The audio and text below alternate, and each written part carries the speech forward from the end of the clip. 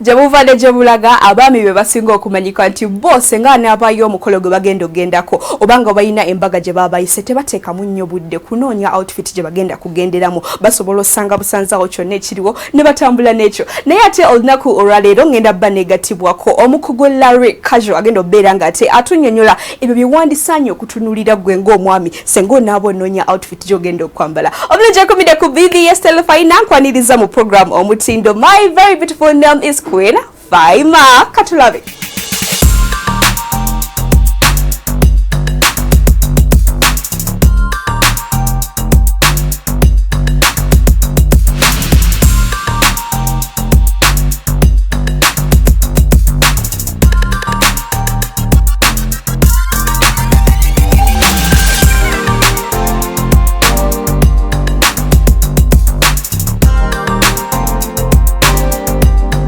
Omuntu ekumide ku BBS Terefayina nkwaniriza mu program omutindo era wano wennyini negatiddwako omukugu mu kutunga engoye ez'abaami omwami Larry Casual. How are you doing? Olabika bulungi. Wala kusimana olabika bulungi. Mutuwe ku ssente. Aziriwa mu okusinga. Olimba naawe. Oyajulira abatulaba? Abalungi abatulaba ku BBS Terefayina. Nsanyuse nnyo okubeera wamu nammwe. Amannya n'eddoboozi nze Mukoza Martin Larry Mukasa. Oh, mbabutawulirako ka Larry mbadde inagamba tutuuka batya? Well, nza kulyogerako kuba abasinga obungi bali basinga okumanya ensangi zino.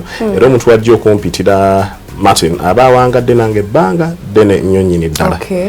Yes. So wagamba tekijja beera Martin katugende mu lino ery'amalala Larry. Olamanya gojja okwogera nga tegasasamaza bulungi kitegeera. Yes, naye nga yenze ndi musajja muganda neddira nvubu ngera njagala nnyo kabaka wange. Okay. Yes. Ekintu kino ekyokukola engoye ez'abaami tutandikire ku ky'abaami lwaki baami bokka? Well, okutandika kwabyo gye natendekebwa twali tukola both engoye ez'abakyala n'ez'abaami. Okay. But by the time waliwo oba mu biseera ebyo waliwo obwetaavu okwambaza abaami. Okay. Oba abaami baali tebambala ngoye zitukagana na mutindo oba okubanga banyumye mu luzungu likiyandiise okubanga bali outstanding. Okay. Yes. Ng'ate bw'otunuulira ensi ezaali zitwetoolodde abaami baali batandise okupicking up nga batandise okukibeeramu nga ffe tuli mabega nga ffe ate tusigalira. So ate nali muvubuka yali yenyigira ennyo mu social media okuva edda nedda. Following new trends nzigoberera nnyo ebyemisono n'ebintu ebiringa ebyo. So bwe nalaba nti waaliwo ebbanga eryo eryali lyetaaga okujjuzibwa nensala okutandika okukola engoye z'abaami. Okay, kati osazeewo ogamye nti zoyagala okukola tuddeko kati ninye emabega olina gye wagenda ne bakusomesa? Okusoma kwange saasoma fashion and design. Wow. Professionally oba obukugu mbulina mu byakufumba. Oh. Ndi chef by profession. Nakola hotel management. Kikuwagula n'oveeyo n'oddamu okukola kwange kwonna bakadde bange bayagala nnyo mbeera ekyo naye ate nze ng'omwana oba omuvubuka nalina ekirooto ekirala nayagala nnyo okubeera mu namisono oba gubandise fashion style.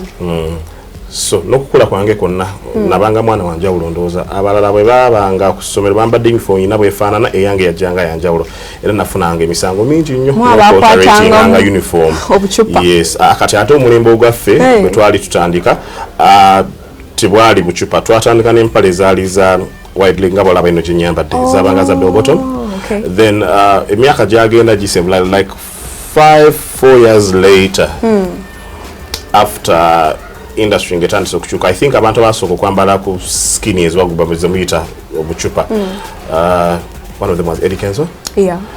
Eddie Kenzo, nalabanga omwami olamuyitanga Kim Saga, and the really influential and the trendsetters by the time. Yeah. So bwe baabeeranga bwe batyo for the fact that baali balina abaali babagoberera bangi ne batandika okukyusa omulembe abavuka matandika okulembracinga ennyambala efaanagana konge. Omulungi yakomedde ku BBS Terefayina ayagala okumanya ebika by'amasuuti ebiri mu kutrendinga ebiriko kati awo we tuba tutandikira. Gwe mukulaba okuko masuuti kyaga trendinga waba mugole yeetegekera tugenda mu December diri wali yandinoonyeza kiriwo ekigenda omulabisa obulungi ng'omuntu weekumira ku mutindo. Well, bwe tudda ku kigambo ky'omugole tugenda kukisusa tugenda kukijja ku mutindo. Okay. Kiddayo ku kye bayita personal style. For the fact that lunaku lwo lwa kitiibwa nze ndowooza omuntu yandisitiikinze ku ebyo ebitamuweebula. Okay. Waliwo kye bayita timeless mu lulimi oluzungu oba ekitagwa ku mulembe. Njagala n'ennyambaza omugole n'atunula ebifaananyi by'emyaka 10 okuva kati nga weewaawo kyeyambula emyaka 10 emabega kyamusanyusa. Bagamba less is more. Okay. Gyokoma okuteeka ebintu ebingi ku muntu oyonoona definitely. So bwe guba guli gutyo ntera nnyo okwadvising abagole do not lose yourself. Bwe bambaga tekikujjako ekyo kikyoli ogenda kusinkana abantu ab'ekitiibwa ab'emikwano eŋŋanda famire tetokola bintu byesittaza. Tiwa olina okunyuma naye olina okubikoza amagezi. So gye wange ye guidance gye nkuwa. So kumbaga we don't go by the trend. Of course wabera ebintu ebiriko nga bagamba ati kale fabric what yakola oba kino tibe pese suit y'amapeeso omukaaga tekyakola genda neeno. Yes, oba obutonotono naye tekigenda overboard nti bwenna tukukyuse. Naye bw'oyogera ku ky'amasuuti agaliko abantu batandise okwembrace simanyi bakyogera mu Luganda naye okwembracinga okuddamu okwembracinga oversized clothes. Ebintu ebiri bagi nti ojja kusanga recently nayambaza mwami Semakola Misa Semakola bali agenda okuperforminga ku kivulo kya Ronald Mayinja esuuti ey'emmyufu gye yayambadde otunulira omugulo gw'engeri gye twagutungamu ne saati gye twateekamu engeri gye twakolamu ejaketi eyo. Yes, so ye trend ate gye tuddamu tebukyali nti nga kakutippye nga kakuli ku mubiri. Not necessarily. I think n'ennyamba oluusi ejja n'emyaka. Bw'oba okuzeekuzeemu waliwo ebintu ebimu nga mutuufu ddala binyuma naye ng'ate olina okubyerekereza. Si ku ggwe. Nga si kikyo nga tojja kubeera ggwe. Ogenze n'oyogera ku kwambaza Papa Misa Ssemakula n'ezijjukira abantu abalala b'oyambaza yambaza owekitiibwa Katikkiro ow'Obuganda tukulabye ng'oyambaza President. What does it take okwambaza abantu abanene ng'abo? Si kya bulijjo era mukisa munene nnyo naye nze kye nandigambye omulala yenna ali mu kisaawe ky'emirimu ng'ekyange it takes time. Be true to yourself. Nze bwe natuulanga n'omwami oyo era mwebaza nnyo owekitiibwa Charles Peter Mayiga yabanga n'ebigambo bye yanteekanga mu matumu. Omanyi waliwo omuntu ng'atagenda kukuwa ssente naye ng'ebigambo byagenda okugamba wewaawo essente azituwa ng'era atuwagira nnyo nnyini ddala naye ng'ate ebigambo byatuwa byamagezi n'okusinga essente zakola ki zakuwa. So mukuulirize nnyo eri abantu ab'enjawulo n'abalala sijja kumenya kwa bangi ababadde abasaale mu kukola kwange ne bizinesi yange. I think bye binfudde okuba ow'enjawulo n'okuba nga nsobola okutuuka ku bantu ab'ekika ekyo. Omaze obatuukako obakuuma otya okubeera nga tebagenda kujja mulundi ogwo gusooka obakuume kibeere nga kyalubeerera buli walinayo omukolo agenda gamba akangende ewa Larry Casual? One, be true to yourself. Beera bw'amazima gy'oli gwe nga gwe pakitandika naawe olina okukola emirimu gy'abakasitoma mu budde. Communication kintu kikulu nnyo empuliziganya ne kasitoma awo. Yes, no man is perfect teri atuukiridde naye bwe biba bisobye kwata essimu eyo weesooke kasitoma mukubire lwoba owulira nti kikuzitowereredde nnyo naddala ng'otokola wekka ng'oliko maybe omumyukawo oba grandis assistant learn to delegate.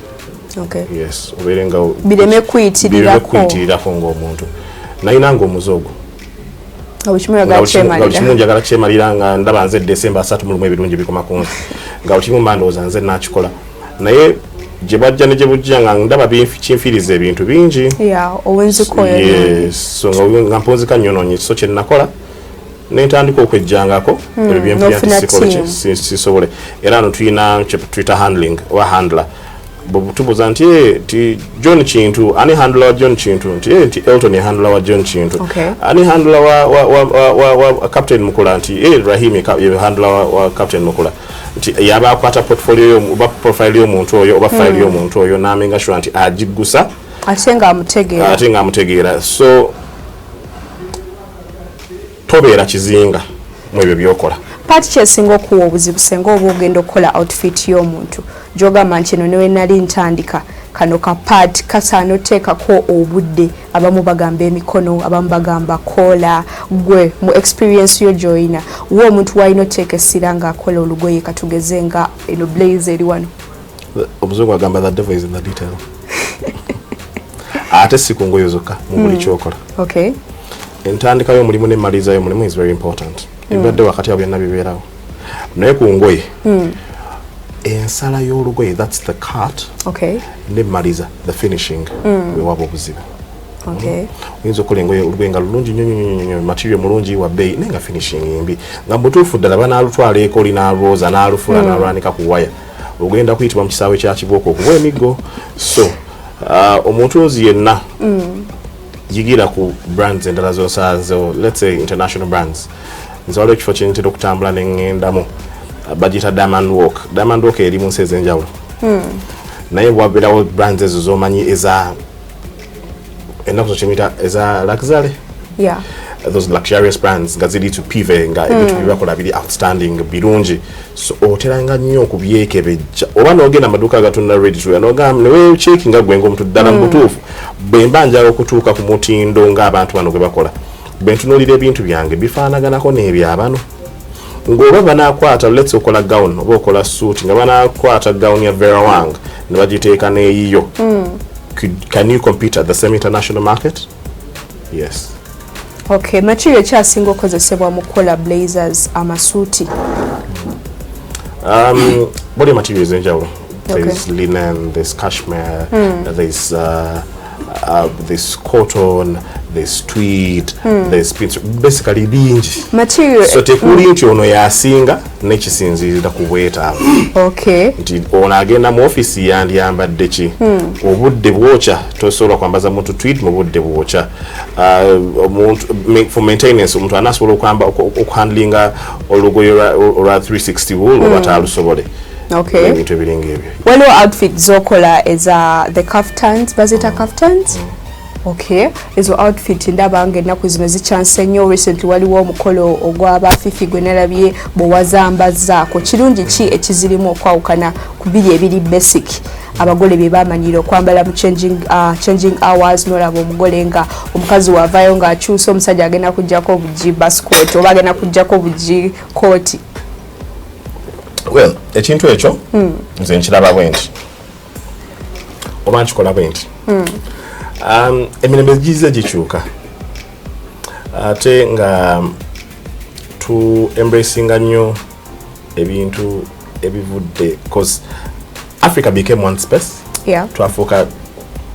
twafuuka abantu bawamu so osanga tula kituyita mu luzungu kibayita cross cultures oba okuwanyisiganya mu byobuwangwa eyo baali bagimanyira nti ba Nigeria yes naye ate osanga nti ze ngenda kwata material ezaffe ezawano baze tumanyi nti zaffe nga bwolaba ekikoyi ate nkolimu olugoye lufaanaganako ng'olwo lusizizo kuba lwate tukyaliwo abali ate balufuuse lwaffe nga gibuvuddeko nabeerangaawo nendaba abantu nga balina engeri gye aba bakayitanga kadalizo ke baatingaka ku makanzu nentuula ne ngamba kyanjalo kikyenyiza okukola ku kanzu y'omugole naddala nalabika nga mugole nembaako trimming ze nafuna nenziteeka ku kanzu eyo bwe nalabanga ekanzu y'omugole omwami nga bw'aba yayambadde koti nayitamu omukono guyitamu guti ng'ebeera ejjagaladde wano ku mukono ne ngamba how best oba ngeri ki gye nnyinza okuba omuyiiya nenfuna ekanzu oba nenjiya ekanzu eri neat ku mugole nenkwata ekanzu eyo nenkitaako kye bayita kafu Okay. Kati olwaleero osanga nti abantu batandise okukyembracinga na buli muntu atunga ekanzu y'ekiganda ng'eriko kaafu ng'eriko ne trimming ey'enjawulo ku mugole ate nga sibe guliku ku muntu wa bulijjo. Okay, nalaba you pay a lot of into the details naddala beading mukulaba okuko details ezo zigatta ki ku outfit y'omuntu because gojja teekamu obudde okole bead work obutekenga buli mu line bulungi omuntu agambe ebyo tebajja nabbifaako tebajja nabbyetegereza ondi badde oyiwa obuyiyi awo. Bagamba wakula ennume tebakulemu. Okay. Bwe mba nina amaaso agalaba material omulungi nesiga wali ono mulala mulaba so toli wekka. So mu mbeera eyo ne mmenga sure nti neewala nnyo okukozesa material nga bwe mujja mu katale. Okay. Mbaako ebyenjawulo bye mwongerako okusobola omufuula ow'enjawulo omusukulumu nti ne bwona nsanga nga twambadde olugoye lwe lumu olwange lubaako ekyenjawulo ekiruliko. Yagamba luno lwa Larry. Yes. So abantu era balina ebintu byebalabirako ne bamanya eyo cut ya Larry Casual. Oyo beadwork wa Larry Casual. Empale bwetu ya Larry Casual. Esaati ina finishing bwetu ya Larry Casual. Okay, nga tusemberedde okunzika abavubuka bangi bali mu industry ya fashion naddala okwambala these days bajenyigiddemu nnyo bakola amasuuti bakola amakooti. Twandyagadde okumanya olina challenges z'osanzeemu kuba bo babeere ate ne balaba mmwe balowooza mwe muli kaweweevu temulina buzibu bwonna bwe bisanze. Omuvubuka ali eyo njagala amanya omulimu guno si mubi naate era si mwangu. Mulimu obuwonvu n'obuga olina okukimanya nti Roma teyazimbibwa mu lunaku lumu. Nga bw'olaba ekibuga Dubai tebakizimba twakerako lumu nga ddungu ne tukera ku makyanga nekyatwala obudde. So teekamu obudde okusobola okuyiga. Bw'oba osanze kino jajja kifuula nti it is a challenge kuba nange kyantwalira obudde okuyiga. So naye mu challenge ezo ate ze zanfuula amaanyi okufuuka kyendi olwaleero. N'ebirala bingi omuli kyesitwala nti challenge ba copycat abalinda okubenchmarkinga kwekyo kyoba okoze nti yafulumizza kalinange kankanyiseewo. Abantu banaakutegeera ddi. When are you going to tell your own story? Ingagwe kuba buli lwonaakera ngugamba kankolenga ekyagundi badde challenge nnene nnyo naye weewaawo nkyenyumirizaamu kimpa okakasa nti kyenkola ndi ku kirungi okyagaliza abalala naye nga ate mbakubiriza bongere okukola research n'okumenga sure nti debbo then Munnayuganda tannatuuka ku salituwagira ng'ensi endala bwe zikola. Bw'otula ensi ezikuzeeko nga bagamba omuntu ogyamanyi enkuba gyetonya South Africa ne Nigeria. Industry zaabwe zikuze nnyo okusukkuluma ku zaffe. Bwe ziba mu ekyo kikyenjogerako nti they have the market where they sell the product. Naye wano n'osanga ate nga tekiri ku ngoye zokka. Munnayuganda tawagidde nnyo mu Uganda munne. Kiva nasanyukira nnyo omukulembeze w'eggwanga bwe yatandika oba bwe yalaunchinga campaign ya Buy Uganda Build Uganda.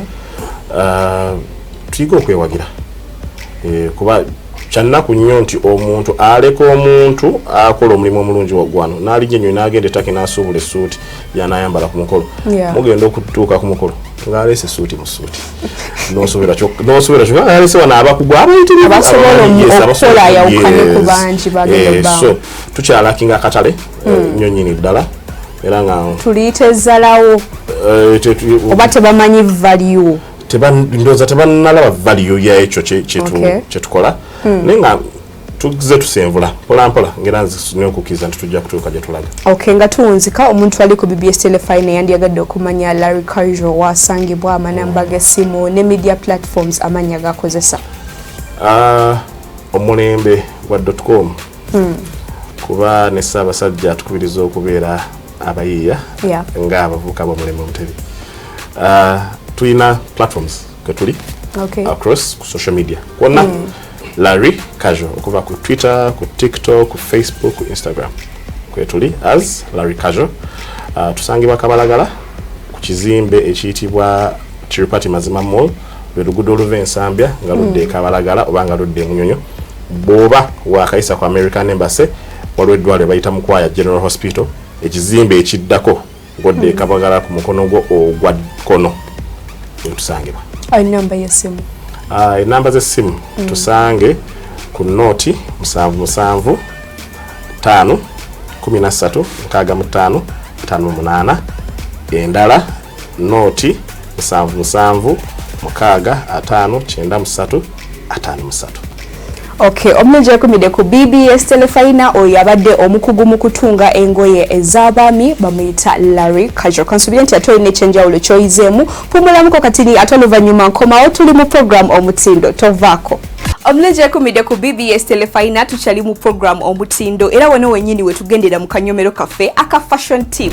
Abalabi baffe aba BBS Terefayina mwebale kwekumira ku program Omutindo. Amannya gange bampita Robin okubaana mu Premier Mixigi. Fashion tip ey'olunaku lwaleero bw'oba nga tonaba kugula wig manya wa wogenda ogikozeseza. Oyagala wig yakugenda mu church, oyagala wig yakugenda ku mulimu oba oyagala wig yakuba kibaala. Kubanga waliwo wig etagenda mu church ate ng'egenda mu kibaala. Kati olina okumanya wa wogenda ogikozeseza ekyo nno kikuwe type ya wig gy'ogenda okugula. Omulungi yakumide ku BBS Terefayina kulikayo nnyo mu fashion tip wano wenyini wetugendera mu kanyomero kaffe aka red carpet events and runways. Katulabe. MTV Music Awards 2024. The 2024 MTV Video Music Awards zabadde ku UBS Arena mu Elmont, New York nga 11 September 2024 era nga host w'omulundi guno yabadde omukyala the female American rapper Megan Thee Stallion. Rapper w'emyaka 29 yatandikidde mu elaborate a black strapless gown eyabadde ng'eri slightly sheer era nga it's a calf hugging with an extra material at the bottom era nga material eno yalabisizza ekiteeteeyi kye ng'ekyabadde kigwa naye intentionally this savage artist era yakozesezza Lauren earrings and bangles for an extra bit of sparkle. Oluvannyuma yakyusizza nadda mu red corset dress ne skirt that ensembled a suit jacket okwabadde double breasted coat gye yayambadde nga skirt and showed off her calves.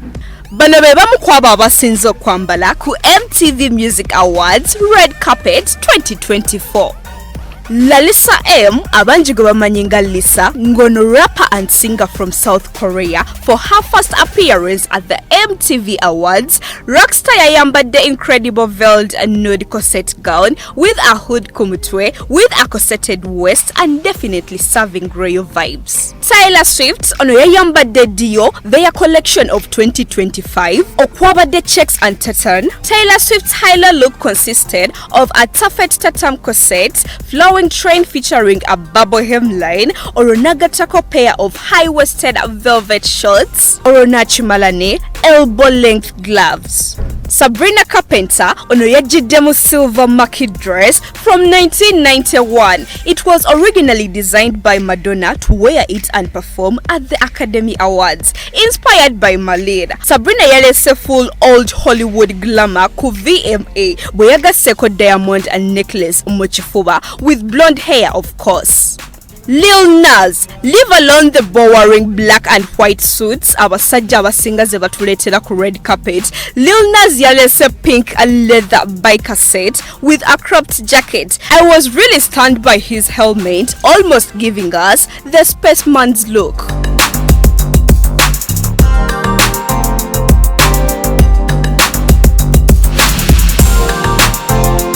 Beautiful Doji yajiddemu white, red and blue skirt suit eyamunyumidde okamala era n'ayawukana ku bangi from the unique look to the hair to the nude makeup look. Girl, you really ate this up. Damiano David for the MTV 2024 yayambadde brown double-breasted suit okwabadde floral printing oromunda n'ateramu white shirt with a multicolored tie. How handsome. Rachel Smith ono yatusurprises bwe yajjidde mu black strapless long dress with flower detailing and a bit of pearls. Ono ekiteeteeyi kye kyamutuddeko bulungi, very simple, very elegant, very mindful. Coco Jones ono yatuleetedde sculpture drama mu ribbon dress for the MTV Awards 2024. Okwabadde delicate silver mesh ribbons, symmetrical one shoulder design ne dramatic train. Oronachi Malane, metallic silver open toe heels. Halle Bailey ono yayambadde custom bandage dress okuva ewa Sophie Couture. Ekiteeteeyi kino kyabaddeko red tube of beads arranged in a pattern, 2 cutouts at the waist and fringe, strapless gown yeno era it also featured a symmetric cutout at the neckline down to the bodice. Oronachi Malane, bold makeup look with a red lip.